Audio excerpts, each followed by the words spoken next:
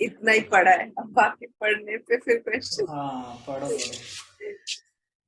सन इन पाइसन या सन इन 12th house, इसकी चर्चा है। और इसकी चर्चा मैं एक प्रसंग से करना चाहूंगा, केवट प्रसंग। रामचंद्र जी का जो अयन है ना, वो सूर्य के 12 घरों में जाने का पोजीशन है। मतलब उन हर जो सूर्य जो जहां जहां भी रामचंद्र जी का जैसा जैसा वो रहा है, तुम उससे 12 घरों में सूर्य का पोजीशन देख सकते हो, समझ सकते हो। बट उसके लिए उस लेवल का बुद्धि चाहिए समझने के लिए, उस लेवल का दार्शनिक भी होना चाहिए कि क्या है। लेकिन मैं तुमको एक एग्जाम्पल देता हूँ कि एक प्रसंग आता है, केवट प्रसंग। रामायण का एक बहुत अभिन्न हिस्सा है जिसमें केवट का प्रसंग आता है, और बड़ा सुंदर प्रसंग है। तो ये होता है कि निषाद जी और रामचंद्र जी और लक्ष्मण जी और उनकी पत्नी जो है, वो सब जो है वहाँ एक आश्रम में आते हैं, जो कि अ, प्रयागराज से पहले आता है। और अब प्रयागराज आने के लिए उनको गंगा पार करनी है, ठीक है। तो वहां का प्रसंग है।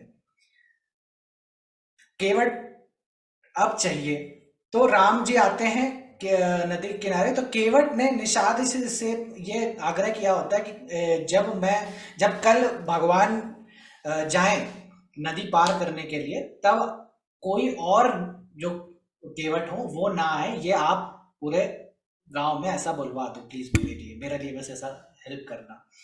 तो निषाद जी मान जाते हैं, बोलते कि ठीक है, तुम ही लेके जाओगे कल रामचंद्र जी को, तुम इतने प्रयास कर रहे हो तो ठीक है, तुम्हारा ही वो करते हैं। तो इस भांति केवट जो होते हैं, वो अपनी नाव लेकर के सुबह सुबह तैयार हो जाते हैं कि आज तो प्रभु आएंगे ही आएंगे। सूर्य, तो सन इन पाइसिन की कथा है ये। अब इसको ध्यान से समझना कि रामचंद्र जी आए, और उन्होंने जो केवट थे ना, तो वो केवट ने नाव को नदी के किनारे पे नहीं लगाया, नदी के बीच में ले जाके खड़े हो गए। तो रामचंद्र जी आए, उन्होंने बुलाया, केवट भैया इधर आओ, नाव ले आओ नाव। तो केवट भैया बोले कि नहीं लाऊंगा। तो बोले अरे भगवान, अब निषाद जी भी पीछे ही है। वो सोच रहे कि यार ये कैसा व्यक्ति है कि जो रामचंद्र जी को मना कर रहा है, कल तो ऐसा बोल रहा था कि किसी और को बोलना नहीं, अब बोल रहा नहीं लाऊंगा। तो बोले क्यों नहीं लाओगे? तो वो कहते हैं कि मैं आपका मर्म जान गया हूं। आपका मर्म बोले तो अब राम लक्ष्मण जी सोचे कि मैं इतने साल से इनके साथ में हूँ, मैं तो इनका मर्म नहीं जाना। ये कह रहा है कि मैं मेरा मर्म, रामचंद्र जी का मर्म जान गया। तो बोले कि हाँ, कि बोले कुछ गड़बड़ है आपके साथ में। कुछ गड़बड़ क्या है कि मैंने सबसे सुना है कि आपके पाँव में कुछ जादू है, और आप जिस भी पत्थर को छूते हैं वो नारी बन जाती है। तो बोले कि मेरी तो नाव तो लकड़ी की है, ये तो और नारी बन गई, तो फिर मैं दो दो नारियों का पालन कैसे करूंगा? तो इसलिए भैया मैं तो नहीं लाऊंगा, और मैं एक ही शर्त पे लाऊंगा, और ये है कि जब मैं आपके पाव को साफ करके उसको खुद पान कर लूंगा, और ये श्योर हो जाऊंगा कि आपके उसमें नहीं है। क्योंकि अगर मैं पत्थर हो गया, मैं नारी हो गया, तब फिर तो मैंने जाने दूंगा अपनी नाव में। और यही मेरा नाव ही है जो मेरे कुटुंब का पालन करती है, उसी से मेरा घर चलता है। तो मैं जब तक मैं श्योर नहीं हूंगा तब तक मैं इसको नहीं करूंगा। तो उसमें वो गीत आता है ना कि ऐसा कहते हैं सब लोग कि जादू भरी पद रज है तुम्हारी, इस पद रज का स्पर्श हुआ तो पत्थर बनी एक सुंदर नारी।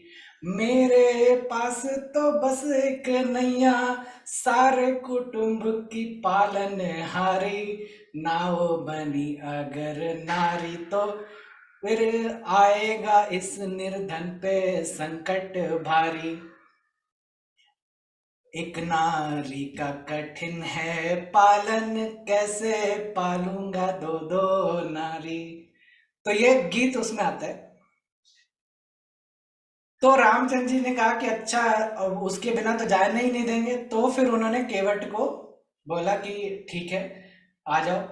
तो केवट आया, बोला कि वो अपने एक बाउल लेके आया, छोटा बाउल लेकर गया, बड़ा नहीं, बाउल लेके आए, जाए गंगा जी में से जाए, निकाले पाँव रामचंद्र जी के धोए। अब वो एक पाँव ही आए एक बार में, तो बोले कि एक पाँव ही आ रहा है, तो बोले एक पाँव आप उठाइए। तो बोले कि फिर मैं खड़ा कैसे रहूंगा, मैं गिर जाऊंगा। तो बोले कि अगर आपको खड़े रहने में दिक्कत है तो एक काम करिए, आप मेरे सर पे हाथ रख लीजिए। तो बोले कि अच्छा, ये तो बहुत चालू आदमी है, खुद झुक नहीं रहा है, नाव भी नहीं लाके दे रहा है, और अपने सर पे हाथ भी रखवा ले रहा है। और बोला कि मैं तो नहीं चाहता कि आप मेरे उस सर पे हाथ रखिए, लेकिन आपको अगर दिक्कत हो रही तो आप एक काम करो, आप मेरे साथ सर पे हाथ रख लो। अच्छा, सर पे हाथ रख लिया। अब केवट पाँव धोए, धीरे धीरे धोए। फिर बोले कि फिर वो जाए पानी भर कर के लाए, फिर दूसरा पाँव धोए। तो जो पहला पाँव था वो बोले मिट्टी में रख लिया। तो बोले कि अब आपने मिट्टी में रख लिया, अब वो गंदा हो गया, फिर से धोना पड़ेगा। तो पहला पाँव जब धोया उसको पी लिया, दूसरा पाँव धोया तो बोले कि ये मेरे अ, जो वो है, पत्नी है और बच्चे हैं, उनको भी तो पिलाना है, तो उनको पिला दिया। तो दूसरे पाँव का धो करके पिला दिया। तो फिर बोले कि अरे पहला वाला पाँव तो आपने जमीन में रख दिया, अब वो फिर गंदा हो गया। तो एक काम कीजिए, मैं अपना गमछा बिछा देता हूँ, आप उस पे पाँव रखिए। तो जब फिर दूसरा पहला वाला वापस से दोबारा जब धोया, तो उसको धो करके बोले कि अब लक्ष्मण जी बोले कि अब ये किसको पिलाओगे, अपने को पिला लिया, बेटी बच्चों को पिला लिया है, सबको पिला कर तुम टेस्ट कर रहे हो। तो बोले कि इनसे मैं अपने पितरों को पिलाऊंगा। तो बोले पितरों को पिलाओगे, बोले कि हाँ प्रभु, उनको भी तो चाहिए, वो भी तो फंसे हुए हैं कोई ना कोई मझधार में, तो उनको ये पिलाऊंगा। तो इस बात ही केवट ने अपने परिवार को और अपने पितरों को रामचंद्र जी के उसका वो किया।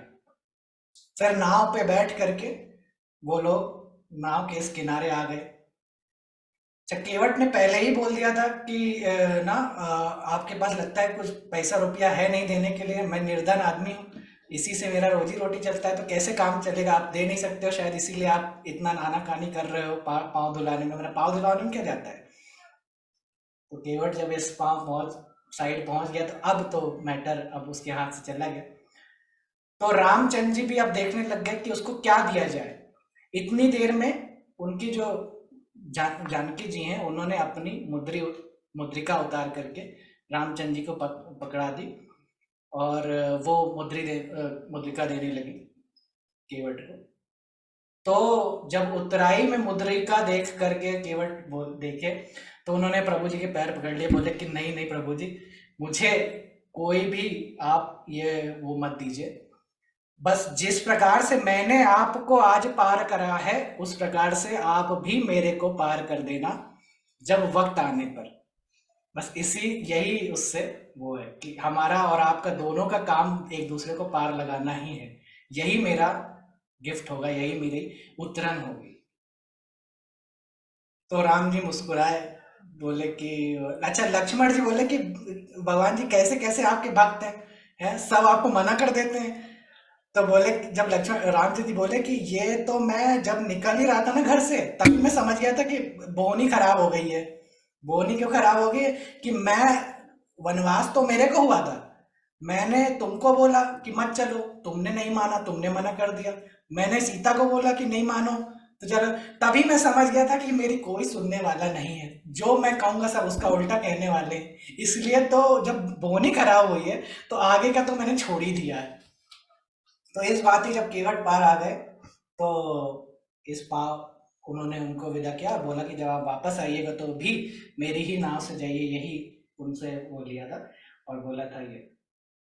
तो ये सूर्य 12वें घर की कथा है, और इसमें केवट का प्रसंग आता है।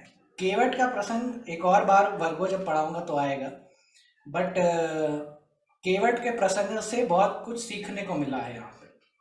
पहली बात, जब सूर्य 12वें घर में हो तो ये समझ जाना चाहिए कि पितरों का फंसना है कहीं ना कहीं। कोई पितर हैं जो पार नहीं हो पाए सूर्य 12वें घर में,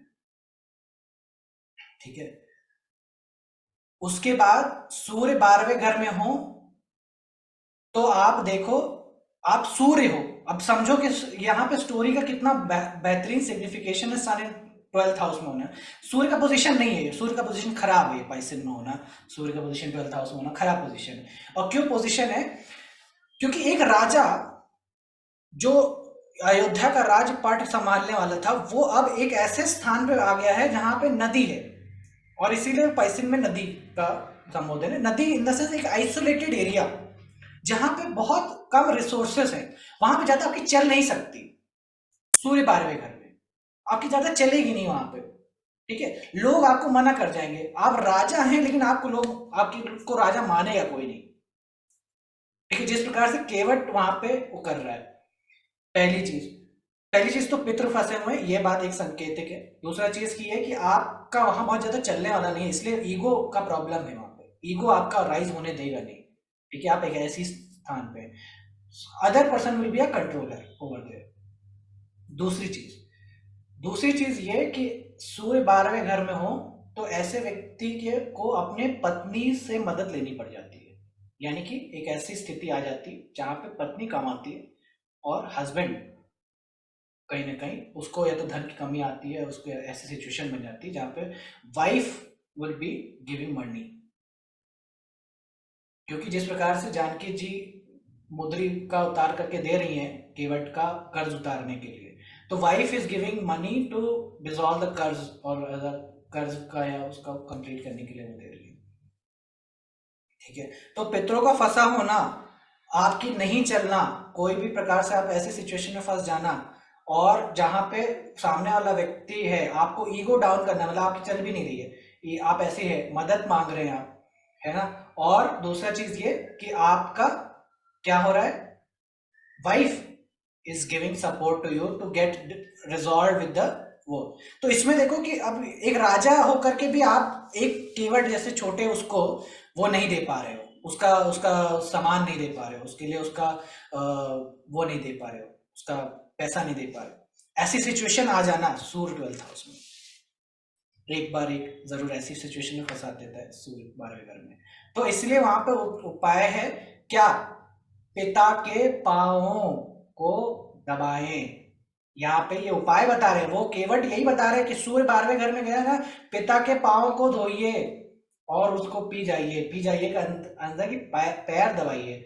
जो भी ग्रह 12वें घर में गया उसका आप पांव चरण छूइए, पैर दबाइए, उसको उसका टेक केयर कीजिए। ये उसका कर्म बता रहे हैं सूर्य 12वें घर में। जिस प्रकार से केवट क्या कर रहा है, सूर्य का ऊर्जा ले रहा है, ठीक है। तो पांव दबाइए, पांव आशीर्वाद लीजिए, पुण्य कीजिए और पितरों का वो कर्म कीजिए। पितरों का कर्म में कहीं ना कहीं वो हुआ है, इसलिए पिंड दान का भी वो आता है सूर्य 12वें घर, ठीक है। तो इस तरह से 12 राशियों में ये चीजें कवर होती हैं, और 12 घरों में सूर्य का वो खत्म होता है।